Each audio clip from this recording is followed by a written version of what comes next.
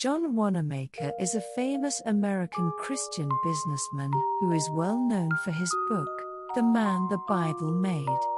He has only a second-grade education and grew up through Sunday school. And while running the world's largest department store, he established the world's largest Sunday school and founded many churches.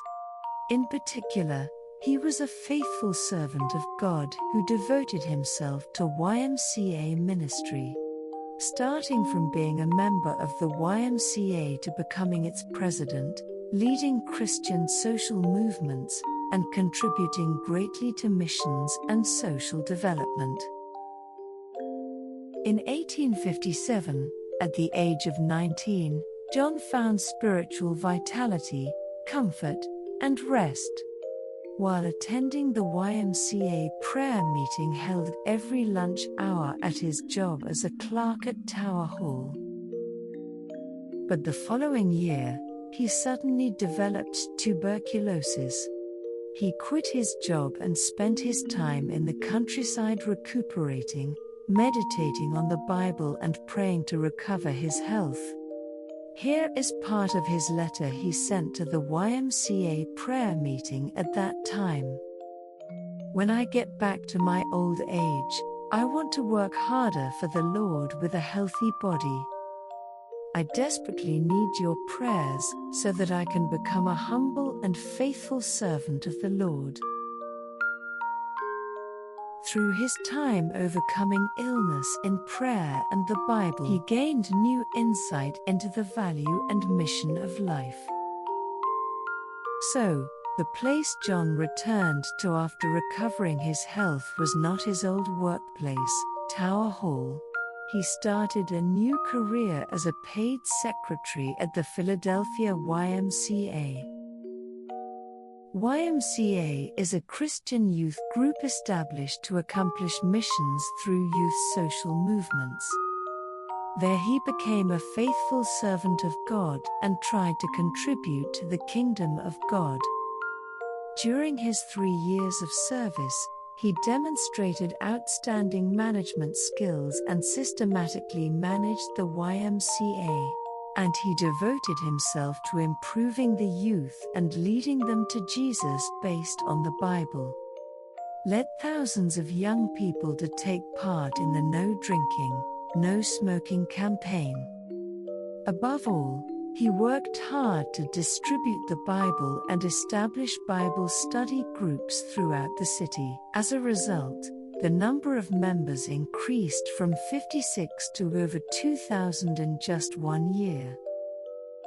In 1869, he became president of the YMCA, and he worked to build the YMCA Hall in Philadelphia.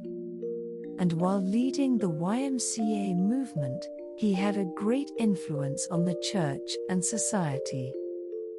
As a businessman and Sunday school teacher, he spent his time and resources tirelessly to spread and establish the YMCA movement worldwide, despite his busy life. In 1895, a YMCA hall was built in Madras, India, and in 1908, a YMCA hall was built in Jeolnau-do-Ga, Seoul, South Korea. Talented people who would become the leaders of the nation in the future, such as Kim Kyu-sik, Yoon Chi-ho, Lee Sang-ye, Lee Sung-man, Lee Sung-hoon, and Jo Man-sik, flocked to the area. Here, social enlightenment and missionary work such as the anti-drinking and smoking movement, the domestic product promotion movement, the rural enlightenment movement, the youth movement, the reading movement, night school, and the disabled ministry were carried out. Although they are a people whose faces he has never seen before, they are united in brotherhood through the love of Christ. We owe a great debt of love to John Wanamaker, who generously gave his vast fortune. His passion for the YMCA never waned, to the point where he donated a building to the Russian YMCA just before his death. Thanks to his efforts, today the YMCA has grown into the world's largest Christian youth movement organization, with over 14,000 organizations and over 45 million members in 122 countries. The year after his death, the state of Philadelphia honored him as its best citizen and erected a statue in front of City Hall to commemorate him. Here are some of the lessons John Wanamaker taught to children and young people through Sunday school and the YMCA. If you find a greater joy than prayer, if you find a book you like more than the Bible, if you find a better place than the church, if you find a better table than the table that the Lord has prepared, if you find a better person than Jesus, if you find a better hope than heaven, you must sound the alarm in your faith.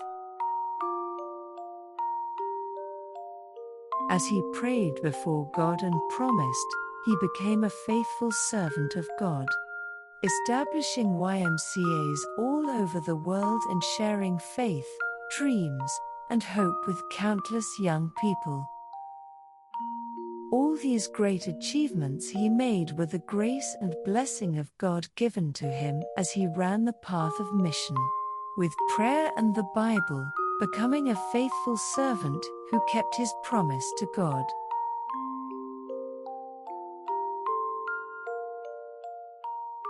Do good, be rich in good works, be generous, and ready to share. This is storing up treasure for yourself as a good foundation for the future, so that you may take hold of the life that is truly life. 1 Timothy 6 verse 18 to 19.